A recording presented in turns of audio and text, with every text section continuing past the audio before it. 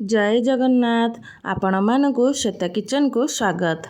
आज आमे बनाइबा खरा दिने अति सहजरे मिलुथुबा तरभुज ताकु नेकी ठंडा ठंडा आइसक्रीम बनाइबा।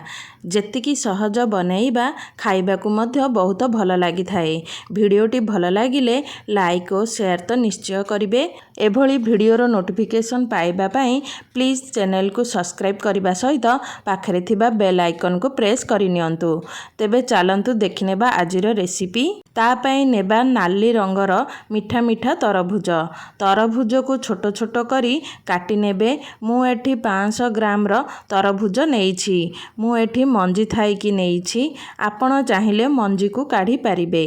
तापरे गोटिए ब्लेंडिंग जार नहीं जिबा। छोट छोट काटिकी रखिथिबा तरभुज को देई देबा। आ संगको चीनी आपणक टेस्ट अनुसार देबे। तरभुज मिठा थिले चीनी कम लागि थाए। एठी आमको आइसक्रीम बनैबार अछि। ठंडा को मिठा लागि न थाए सेथिपई चीनी देले टेस्ट लागि थाए ठंडा ठंडा खाइबा पई।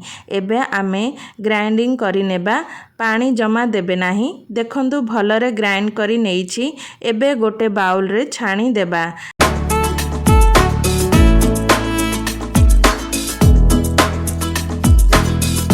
छाणिला परे खदर जिनिस सब बाहर करदेबा। भल भाबरे छाणी होई गला। देखंतु प्लेन तरभुजर जूस होई गला। याकू आमे ढाली देबा आइसक्रीम मोल्ड को। जदि आइसक्रीम मोल्ड नाही तेबे घरे थिबा ग्लास रे बनाई पारिबे। आइसक्रीम मोल्ड रे फिल करि नेबा।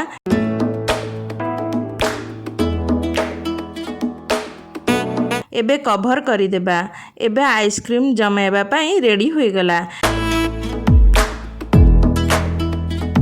फ्रिज भितरे सेट करदेबा। एबे मु फ्रीजर भितरु काढ़ी आनीछि। देखंतु 4 ରୁ 5 घंटा निश्चित रखिबे। फ्रीजर को बारंबार खोलिबे नाही। देखंतु एबे आमर आइसक्रीम सेट होई जाइछि। एबे आइसक्रीम मोल्ड रु बाहर करिनेबा। आपण चाहिले रूम टेम्परेचर रे 2 ରୁ 3 मिनट रखिकी काढ़ी पारिबे। नहले नॉर्मल पानी भितरे किछि सेकेंड बुड़ेई की रखिले आराम रे बाहरी जिवो। देखंतु केते भलरे बाहरी गला। केते सुंदर देखा जाउछि नाली कलर रो। एही परी घरे बनांतु। किपरि लागिला कमेंट सेक्शन रे कहिबे। रहुछि धन्यवाद।